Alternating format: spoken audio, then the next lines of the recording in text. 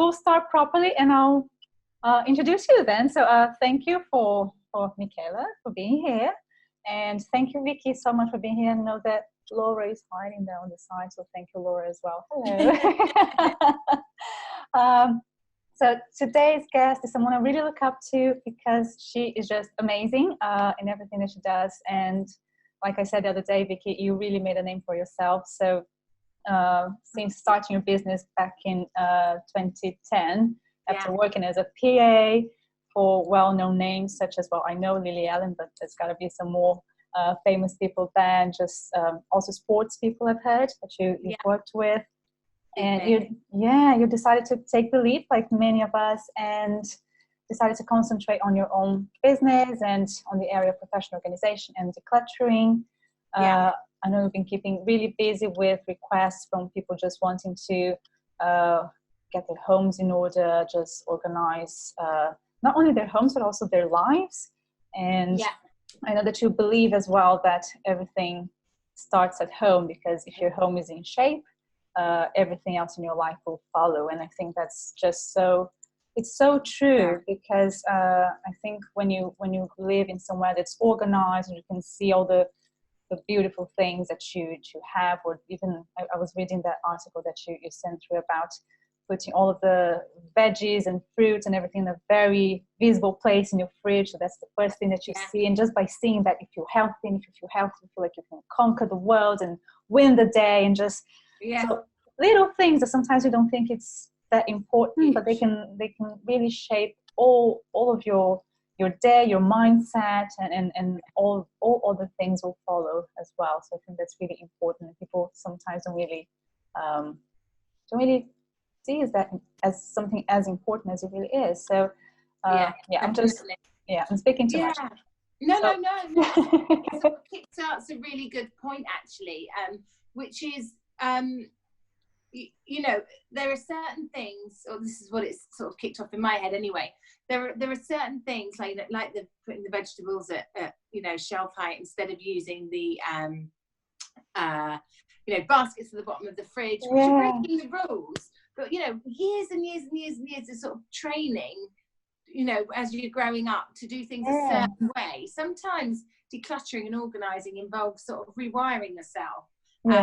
And learning to do things in a different way. And actually, when you start to break the rules a little bit, you realise that your home can work so much better for you. And that's been a really interesting side of what I do, saying to everyone, simple things, saying to everyone, don't use the trays with the pictures of the vegetables on in the bottom of the fridge. Put the vegetables on the shelves. Everyone's like, that's insane. That's not what you're not meant to do. You're not meant to do that. But then that's the whole point. We're not meant to, says who. Is there a designer out there somewhere who designs fridges? He just sort of goes with the flow and just keeps putting those baskets in. So, huge tip for anyone looking to be a professional organizer is don't be afraid to do what you think will work. Go with your gut feeling as opposed to what the rules say. And I think that's a big part of it. Really, really big part of it, thinking outside of the box. Us organisers aren't just about putting baskets on shelves. That's not labeling things. And Gwyneth Paltrow's pantry, I've mentioned it a million times in interviews, and that's not necessarily what we do. That is an end result that looks great, but that doesn't create organisation. That doesn't create a more efficient system. That just creates things in baskets. You've got to make sure you're doing things for a reason. Why am I putting this in a basket? Is it to enhance my experience in my home? Is it to make something easier? Great. Is it simply to make it look better, but then it ends up hindering what I'm doing? Don't do it. If so, don't do it. There's got to be more than just visual. It's got to be both. But can I just ask, have you always been that confident, let's say, well, you've had your business for like nearly a decade now. When you were just starting out, did you think, but that book said that I should put things in baskets, or that the other person does it like this? Were you always that confident to just go, I'm going to do what I feel like I should do, what feels right, or did you try to play by the rules and then you saw, no, I have to find a balance? Because I think that everyone when they're starting their businesses, they're always very really hesitate a lot to see, should I really do it? Is this the right way? I think the advantage I had is that I wasn't a big reader, and I didn't ever read any books on the subject. So Vic's advice, stop reading. No, I'm joking. Yeah, no, I mean, but back then, genuinely, I didn't ever read a single book on the subject, and I'm really, really okay with that. You know, now I read books on the psychology of the subject, the psychology surrounding the subject. I try and find people who, you know, no one's done a quote for online or on Instagram, and I try and find people, you know, who aren't sort of out there and see what they're talking about and why. I love the neuroscience behind this. It is fascinating.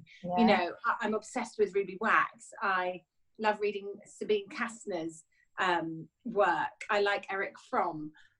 You know, I've never heard of these. These are just people. I googled clutter, psychology, neuroscience, really random stuff, and that's part of my passion with the subject. And I think it's really important that any individual embarking on a career in professional organising finds their passion, because there is no right or wrong. Just because I'm loving the neuroscience and the psychology behind it, and I could sit and talk about it all day long, doesn't mean that someone else is going to find that interesting. And if you forced yourself to find it interesting, it's not going to work. Rewinding a little bit, I was just I wonder, maybe it would be nice for you to tell us a little bit more about yourself and how you actually got started, because from PA to professional organising, being in the business for like 10 years, how did that happen, and what was the process, and how did you get to where you are? So maybe let's rewind a little bit. Yeah, absolutely. A little bit more about that. I accidentally became a PA. I'd worked in a bar in a golf club, and I was approached by one of the members who said, "You get on really well with people. Would you like to be our company PA? We're starting a sports management company." So I said yes immediately.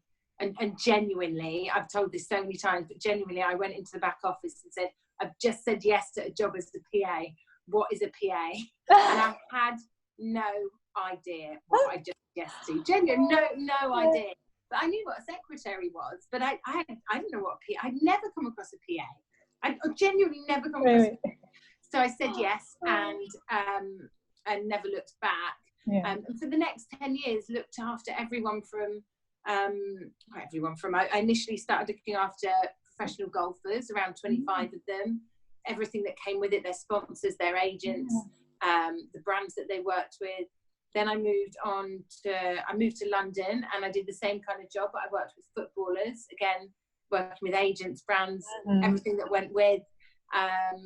Wasn't quite as into that one because I didn't love football, and I don't love football. So I moved on, and then I got the job as Lily Allen's PA, which was fantastic. So spent the next kind of 2 to 3 years, 18 months of it traveling around the world, and then a lot of it, the end of it, based in London. And Lily had various, you know, record companies. She had a clothing line, and I think the being organised on tour bit kicked this off, because I absolutely loved the challenge. You know, imagine you sort of touch down, you know, in America, and your boss is going to go to the concert venue, then we're going to go to the hotel, but we've also got a tour bus. So where's she going to go at which point? Is she going to go out? Is she not going to go out? Is she staying in? Is she going for dinner? Is she wearing comfy clothes that night, or going out clothes, heels or flats? Like, I had to prepare for everything. Bearing in mind, there's a tour wardrobe, there was a suitcase, there was, you know, tour bus clothes. It was frightening how many aspects of the job there were. And I just loved it. I buzzed off it, and I buzzed off the laying out the makeup in the dressing room.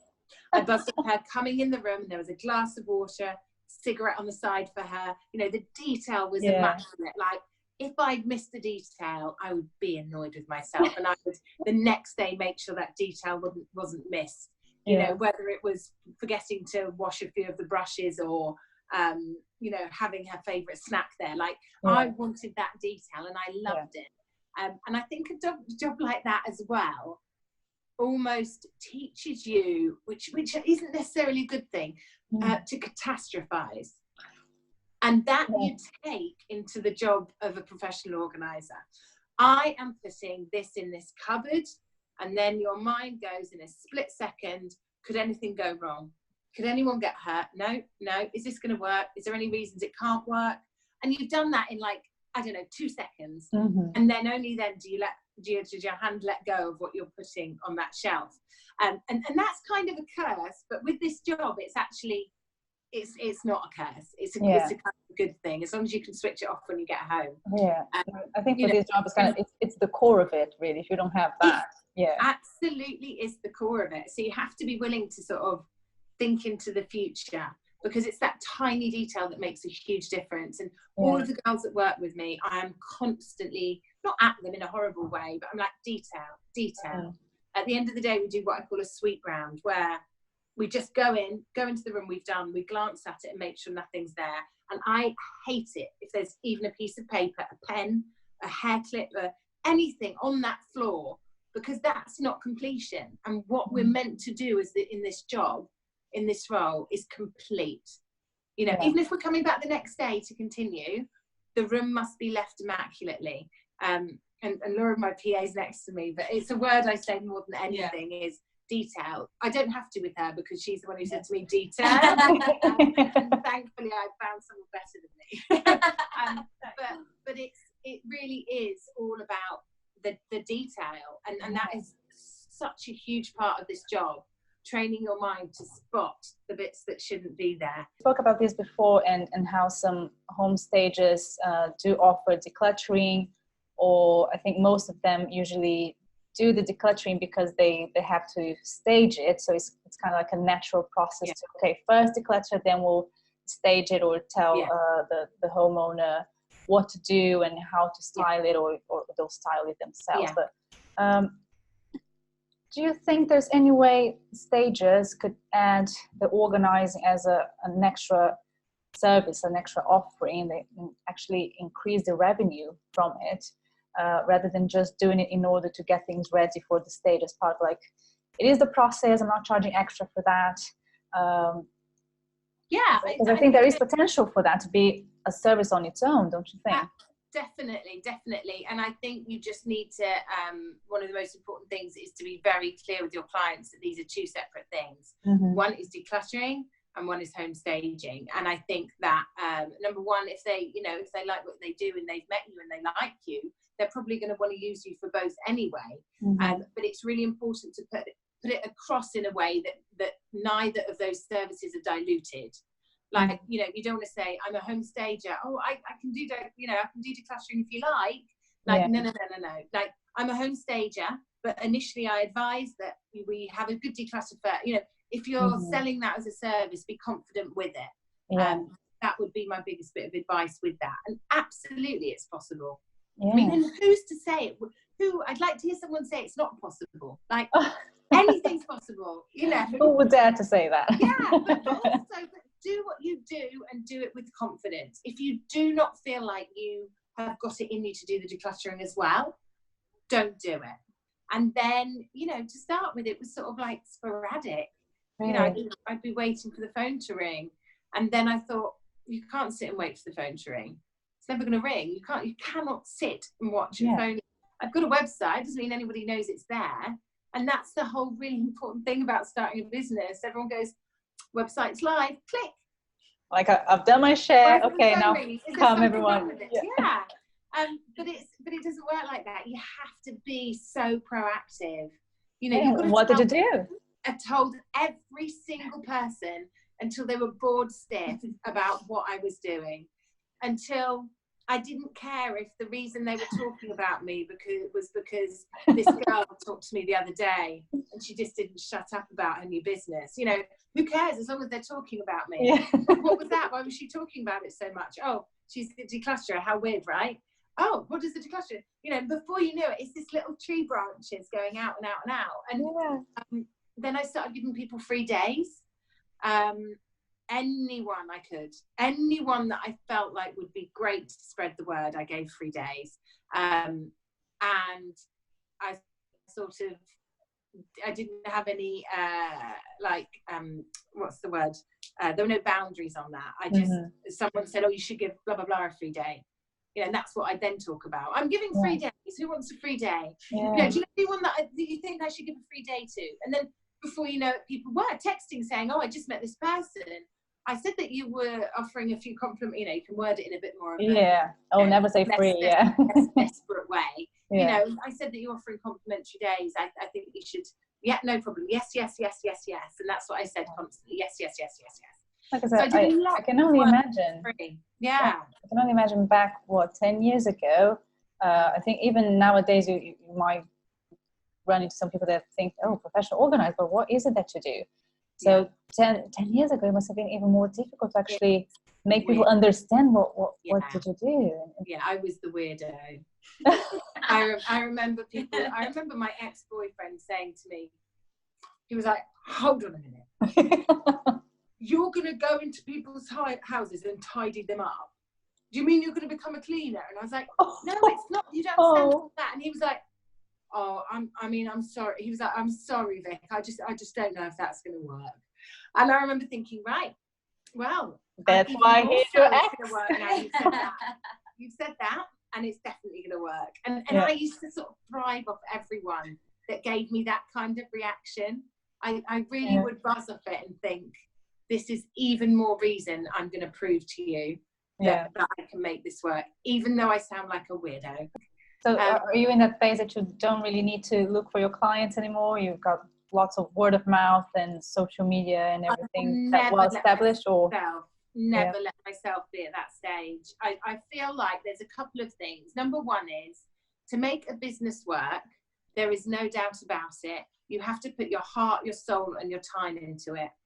And you cannot sit there and say, it's not working, or I tried it, but I did everything I could. If deep down you didn't do everything you could. It's a full-time job trying to make your business work. And then it's a full-time job trying to keep your business working and running that business and doing that business. So without hard work, it's never going to work. There was a fantastic quote that Will Smith said that's kind of quite relevant. And that was, he said, people always come up to me saying, Will, I want to be a famous actor like you. And he's like, well, what have you done about it? And they're like, he's like, how can people expect to be successful as he is without putting the work in, without putting their heart and soul into it? And I think that's a hugely important thing to remember. And that's why I will never drop the ball. And another thing we talked about earlier is I will also never compare myself to other organisers, because I don't believe it's healthy. I think you can be inspired by people, but don't compare, because everybody is on a completely different journey, has different life circumstances. And initially, set your bar slightly lower, perhaps. I'm going to work 1 day a month, and then I'm going to work 2 days a month. And when you get those 2 days, I'm going to work 3 days a month. And do you know what? Then you are always succeeding. Then you have success. You can't say, I'm going to do 3 weeks every month, and then you'll be disappointed every month right at the beginning when that might not happen. So set your bar realistically initially. Just breaking it into small chunks. Keep small victories. 1 day a month. 1 day a month. I reached my goal this month. Next month, 2 days. Next month, 3 days. Work at it like that, and be realistic about it and how it's going to work. Because a lot of people who phone us up, we still have so many new clients booking each week. It's a total mix of repeat and new. And you cannot forget that we know what we do. They don't necessarily know how this works or what we do. So what you are telling them may be the first time they've ever heard of how it works.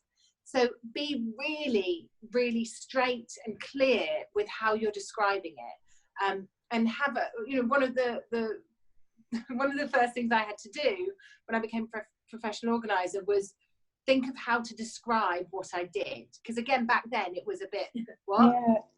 So because I found myself, well, what do you do? I'm a professional organizer. Oh, what does that involve? Well, I go into people's house, and I wasn't confident with my words. And I really quickly learned that what I had to do was be able to answer that question clearly and confidently. Mm-hmm. You know, even if you're looking in the mirror saying, I do, you know, do anything that works for anyone, but be really clear about your description. You need to be able to, with any inquiry, anyone in the street, any friends, be able to describe what you do in a non-boring, long drawn out way, quick, snappy, clear, confident.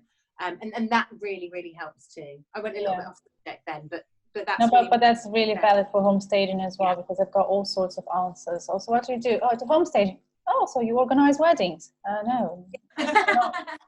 You No. so And then, you know, giving them examples as well. You know, for us, I'll always sort of finish it off, or the conversation will always go to, so who are your clients? You know, and that's a really great point as well, because that means that people suddenly think of people they know who might need us. There's never a conversation that finishes without someone saying, oh, my mum needs you, my nan needs you, my friend needs you, my sister's friend needs you, you know, because then you just tell them, you need a Vicky. We spoke a lot, so Vicky covered everything. We did well. But Vicky, thank you so much. Thank you so much. It was a breath of fresh air with your positivity and being so happy about it, and just you can see that you're very passionate about what you do, and I think that's a true example. So thank you so much. And thank you, Laura. Bye. Thank you. And thank you, everyone, for joining as well. I'll send you all the links via email so you can have the course, the book, the app dough, and everything else. So we'll keep everyone informed. But thank you so much, Vicky. Enjoy the rest of your evening. Thank you. Bye, everyone. Bye.